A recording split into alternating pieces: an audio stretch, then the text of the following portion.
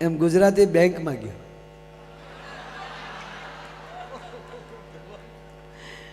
હું કીર્તિભાઈ ભણતો ને એટલે બોલો હું ભણતો બોલો. હાવ એક ઝીણી વાત કહું, હાવ ઝીણી વાત. હું ભણતો ને ભાઈ તો ખરેખર મને મારા શિક્ષકો મને બહુ પ્રેમ કરતા, મને બહુ મારું ધ્યાન રાખતા. હા, એ મને ક્લાસમાં ઊભો કરતા. હું કામ બધા મને જોઈએ કે ને, બીજું નહીં કે કીર્તિભાઈ મારા શરીરનું એટલું બધું ધ્યાન રાખતા કે આ છોકરાનું બોડી મજબૂત બને એટલે મને ઉઠબેઠ કરાવતા. એટલું નહીં કીર્તિભાઈ, મને ચામડીના રોગ ન થાય એટલે મને સનબાથ માટે તડકામાં ઊભો રાખતા. એટલું નહીં કીર્તિભાઈ, એટલું નહીં કીર્તિભાઈ, એટલું નહીં. મારા અક્ષરો એટલા બધા હારા થતા ને મારા સાહેબને એટલા બધા ગમતા ને તો મને એકનો એક પાઠ 10 વાર લખાવતા.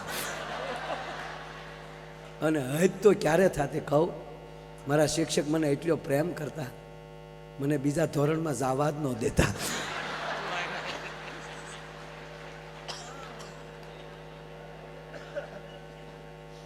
મારા કાકા મને પૂછતા કે તું ભાઈ 8માં લઈ 9માં આવી ગયો? મેં કીધું હું 2 વાર આવી ગયો.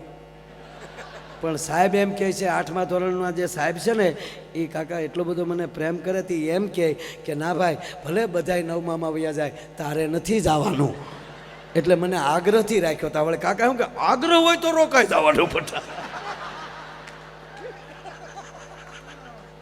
એટલે અમે ભણતા ને સાહેબ, એટલે એકચ્યુઅલી બહુ યાદે નથી એટલું બધું, પણ મને ખાસ યાદ છે અમે સાપુતારાનો પ્રવાસ કરેલો. સાપુતારા ત્યારે, અને ત્યારે રામાયણ સિરિયલનું શૂટિંગ ત્યાં આપણે હા ઉમરગામની આજુબાજુ સાહેબ ત્યાં શૂટિંગ હાલતું. હું નાનો એટલે બહુ ભૂલાઈ ગયું. એ શૂટિંગ હાલતું. તમારા સાહેબોએ ત્યાં શેડા કર્યા કે શૂટિંગ જોવું છે. તો એ લોકોએ હા પાડી રામાનંદ સાગરે, કારણ કે એને રીસ વાંદરા ઘટતા હતા. હા અમારો અમલો ને બધા છે એમાં બનેલા હતા, ખોટી વાત ન કહેતો. હામા પક્ષમાં 1-2 સાહેબ ગયેલા છે કુંભકર્ણની. હા આપણો ગુજરાતનું ગૌરવ અરવિંદભાઈ ત્રિવેદી લંકેશ બનેલા સાહેબ.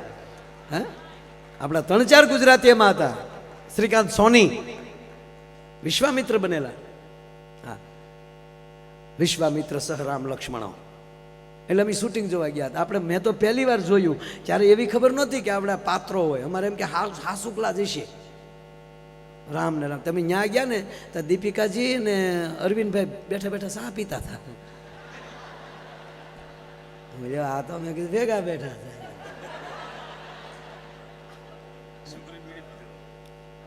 ઘણું જ.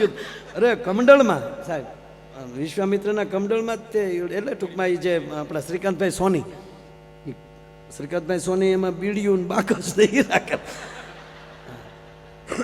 જોયેલું મને યાદ છે, કારણ કે પહેલું જોયું એ ભૂલાય નહીં. પણ આપ બધાને ખબર છે કે જે શૂટિંગ હાલતું હોય ત્યારે ડબિંગ ન હોય, અને એ વાતો થતી હોય એ કે ડબિંગ ન થતી હોય, એ તો પછી ડબિંગ પછી કરવાનું હોય ને. એ ઓલા મ્યુઝિક ઉપર હાલતું હોય તો એ બધું હાલતું હતું. મેં પહેલી વાર શૂટિંગ જોયું, આમાં લડતા હતા ને બધા, પાછા વાતો કરતા જાય કે તમે કેટલા ભાઈઓ હતા? અમે 4 ભાઈઓ. ધંધો શું કરો છો? તક 2 રાક્ષસ છે 2 વાંદરા થયા. પગાર શું છે? તા કે રોજના 150-150 રૂપિયા નક્કી કર્યા છે. અને રામાનંદ સાગર એમ કહેતા હતા કે જે જો 2-5 દી વચ્ચે તો પાછા 50-50 રૂપિયા વધારે દે. જમવાનું તક જનરલ રસોડે જમી લઈને ગાટલા નાખીને હોઈ જાય છે. એ કે તારી પાસે માણેક ચમકે માવો કઈ છે? તક મારી પાસે કાંઈ નથી. તો હું તોડ્યા આવો. ગુજરાતી બેંકમાં ગયો યાર, આપણો ગુજરાતી બેંકમાં. મુંબઈ મહારાષ્ટ્રની બેંકમાં ગયા. ત્યાં જઈને બેંકમાં જઈને કીધું કે ભાઈ 50,000 રૂપિયા લોન લેવી છે. કે ઈકડે આ તુલા અહીંયા ભાઈ લોન લેવી છે. કા મોર્ગેજમાં અહીંયા તમારા મકાન જમીન દુકાન કાંઈ ખરું અહીંયા? કે ના મુંબઈમાં કાંઈ મારું નથી. કે મોર્ગેજ વગર કેમ અમારે તમને લોન આપવી? તાકે આ મારું આધાર કાર્ડ, આ મારું ડ્રાઇવિંગ લાઇસન્સ, આ મારી ગાડીના પેપર, મારા જ નામે ગાડી છે, બહાર જે મર્સિડીઝ પડી છે એ મર્સિડીઝનો હું માલિક છું. આ તમે પેપર જોઈ લો, આ મર્સિડીઝ ઉપર 50,000 જોવે, અને એ પણ મર્સિડીઝ અત્યારે જ જમા કરાવતી જવાની. હું તમને 50,000 જમા ન કરાવું ત્યાં સુધી તમારે મર્સિડીઝ દેવાની નથી. હવે 1.5 કરોડ 2 કરોડની ગાડી એ સમય, આમાં તો 50 લાખ રૂપિયા મળે અને લેવા હતા 50,000. એટલે તરતથી તો જોઈ લીધું પેપર ઓકે છે, રાઈટ છે, અને એ બધું પેપરો થઈ ગયા, સાઈનું થઈ ગઈ, 50,000 રૂપિયા આપી દીધા, ગાડી જમા લઈ લીધી, ગેરેજમાં મૂકી દીધી. આ 50,000 રૂપિયા લઈને નીકળી ગયો. પણ મેનેજર ઘરે ગયો ને તાવ આવ્યો કે જે મર્સિડીઝનો માલિક, એને 50,000 ઘરમાં 50,000 નહીં હોય, એને લોન કેમ લીધી? હારી મર્સિડીઝ ઓરિજિનલ જશે ને, ચાઇનાનું તો ડબલું નહીં હોય ને. રાજે પેપર જોયા, નંબર નાખ્યા, તો જે શોરૂમ માલી છૂટી હતી નેટ ઉપર આવી ગયું કે સરસ ગાડી તો મર્સિડીઝ છે, પણ આને રોજ ઓફિસે આવે ને મર્સિડીઝ ભાડે ને, બેંકે આવે ને મર્સિડીઝ ભાડે ને તાવ આવે. ઓલો 1 મહિને આવ્યો, 1 મહિનાનું વ્યાજ આપ્યું, 50,000 રૂપિયા આપ્યા અને કીધું લ્યો સાહેબ આ 50,000 રૂપિયા, આ તમારું 2,000 વ્યાજ, લાવો મારી ગાડી, લાવો મારા પેપર. નો ડ્યુ સર્ટિફિકેટમાં સાઇન થઈ, પેપરો પાછા આપી દીધા, ગાડીની કી આપી દીધી. પછી મેનેજરે કીધું કે ચા પીશો? અરે કે ચા તો ગુજરાતીને ડબલ જોવે ભાઈ. સ્પેશિયલ ચા મગાવી, ચા પીતા પીતા પછી મેનેજરે પૂછ્યું કે મારા બાપ 1 મહિનાથી હૂતો હોવ તો તારા પેટનો હોવ, એટલે શું તમને વાયુથી? વાયુ નહીં, તારી ગાડી, આ લોન. અરે પણ સાહેબ એમાં હુઈ જ જવાનું હોય ને, આમાં કાંઈ તમારી પાસે ગાડી તક ગાડા એ નથી કહેતો. તું મર્સિડીઝનો માલિક અને તને 50,000ની જરૂર પડી કેમ? તાકે એ તમારે સાહેબ જાણવું હોય તો એકવાર મરી જવું પડે ને ગુજરાતમાં જન્મ લેવો પડે. એ કે ભાઈ મરવું ને પાછો જન્મ લેવું જાણવું એની કરતાં કહેતો કહેતો તો હજી 50,000 હું મારા ઘરના દઉં. અરે સાહેબ એવું કાંઈ નહોતું. મારે 1 મહિનો ઓસ્ટ્રેલિયા જવું હતું. મુંબઈમાં કોઈ મારો મિત્ર નહોતો, ક્યાંય ગાડી મુકાયું હતું નહીં. અહીંયા પાર્કિંગમાં મૂકું તો પર ડેના 700 રૂપિયા હતા, અને એ નો ગેરંટી. કૂતરાય બેસે, સેકલાઈ સરકે, ગાડીની સલામતી નહીં. એટલે પાર્કિંગના 1 મહિનાના 21,000 રૂપિયા ભાડું થતું હતું. એને બદલે 2,000 રૂપિયામાં તમે અમારી ગાડી હાચવીને ઉપરલી 50,000 1 મહિનો વાપરવા આપ્યા. આ ધંધો કરાય ને સાહેબ, એ આપણા ગુજરાતી છે. એટલે કહેવાનો મતલબ આપણી પાસે બધું છે, આપણી પાસે કળા છે, સંસ્કાર છે, પણ મારા બાપ હપ રાખજો. અહીંયા ગુજરાતી બનીને રહેજો, અહીંયા જ્ઞાતિ વાતીના વાડા ન રાખતા. ત્રીજી વાત, આયોજન કોઈ પણ કરે અને ગુજરાતી કાર્યક્રમ હોય ત્યારે આ દેશમાં બીજા રાજ્યોના માણસોને થવું જોઈએ કે ભલે એમાં અમે નથી, હું એમ નથી કહેતો મને લાવો.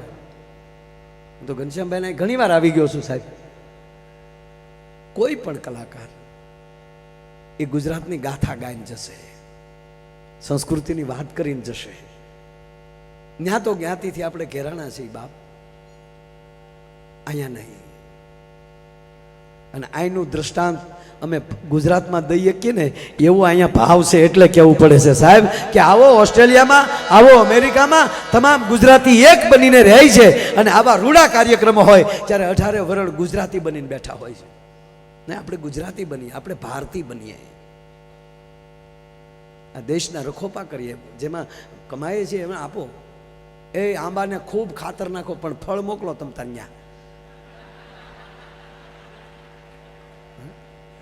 એટલે જીવન જેના ઉજળા હોય, આનંદ હોય, મોજ હોય.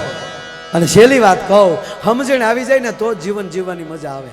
સમજણથી જીવવું છે, પારિવારિક જીવવું છે. અને સુખ કયું છે? મેં ફરીવાર કહું, સુખ એ જ છે આપણને સંતોષ હોય. વિવાદથી જીવવું એની કરતાં આનંદથી ન જીવીએ? પણ અંદરો અંદર અહંકાર, ઘરનાને એમ થાય કે મારું ઘરમાં હાલવું જોઈએ, ઓલાને એમ થાય કે મારું હાલવું જોઈએ, બીજાને એમ થાય કે મને ટોકવા ન જોવે. ના, જેટલું ઈશ્વરે હમણાં કીર્તિભાઈ કીધું એમ કે લખ્યા ફરવાના નથી, પણ દાખલા તરીકે ભાગ્યમાં લખ્યું હોય કે તું ડ્રાઈવર થવાનો છો, એટલું જ લખ્યું હોય તો ડ્રાઈવર એ નહીં કહેવાય ઘરની મર્સિડીઝ લઈને આટા મારો તો. જીવન સુધારવાનું આપણે છે, લેખની માથે મેઘ નહીં પડે, પણ હેતુ ફેર 110% થઈ જાય. આપણા ભાગ્યમાં આમ અમારું લખ્યું છે ને અહીંયા આવવાનું, નહીંતર હાવ અભણ માણા હું યાર. એક જાતનો ડ્રાઈવર તળાજા મવા ગાડી હાંકતો, ગીરગઢડા સુરત બસ હાંકતો, 11મું ધોરણ ભણતો ને સાહેબ, એટલે ભણ્યો નહોતો 11મું, 10એ બસ કરી નાખ્યું આપણે, પણ 10મું પૂરું કરી અને સીધો સાહેબ હું ડ્રાઈવર થયો. હવે તમે કલ્પના કરો કે 11મા ધોરણનો વિદ્યાર્થી એની ઉંમર કેટલી હોય, છતાં હું ગીરગઢડાથી સુરત આખી રાત બસ હાંકીને જાતો. એટલું નહીં, પેસેન્જર કહેતા કે આ છોકરો. અને 6 મહિનાની અંદર સાહેબ એવું નામ થયું હતું કે બુકિંગ કરાવવા આવે ને તેમ કહેતા કે માયાભાઈ જે ગાડીમાં હોય એમાં બુકિંગ આપજો. ડ્રાઈવરે એવો બન્યો, જેમાં જાવ એમાં પરિપૂર્ણ જાઓ.